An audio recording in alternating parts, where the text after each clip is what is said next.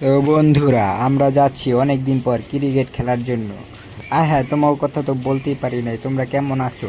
তোমরা যদি খেলার জন্য যাও আমাদের কমেন্ট করে ইনবক্সে জানিয়ে দাও। আমরা কিন্তু এখন মাঠে চলে আসছি।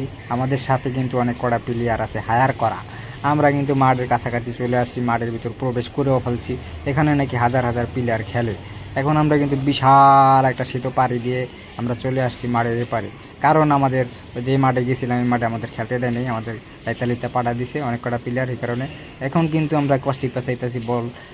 এখন একজনের পেঁচাইতার নাই, সুলপাক নামি করে আরেকজন পেঁচাইতেছে। হ্যাঁ, এই যে একজন বালপাক নামি করে, এই যে বলে নামে গেল, বাড়ি দিছে রে বেটে, বলে লাগিয়া একবার দেয়াল ভেঙ্গে লাইছে, কিন্তু ভাঙ্গে নাই। মিশা কথা কইলাম।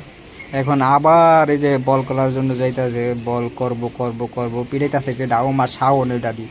হায় হায়, এই বল বেড়ে বলে লাগে নাই, বল চলে গেছে পিছন দিয়া একবারে সীমানার বাইরে যাইতে পারে নাই, ছাগলের আটকে দিছে পা দিয়া, ছাগলের লাতি দেওয়া। এই কেটা নেমে গেছে রে এটা, হায় হায়।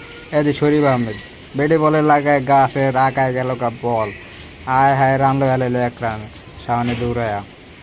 আবার বল, এই কেডা এটা দিয়ে আমি পিড়াইতেছি, আয় হায় বাড়ি দিয়েছি রে, রান হইলো না। আয় হায়, একটা রান হইলো না।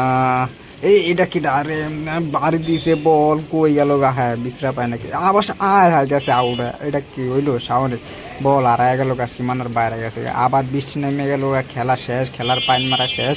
এখন আমরা দাঁড়ায় রয়েছি বৃষ্টি কখন কমবো, কিন্তু বৃষ্টি কমার কোনো ক্ষতি নেই।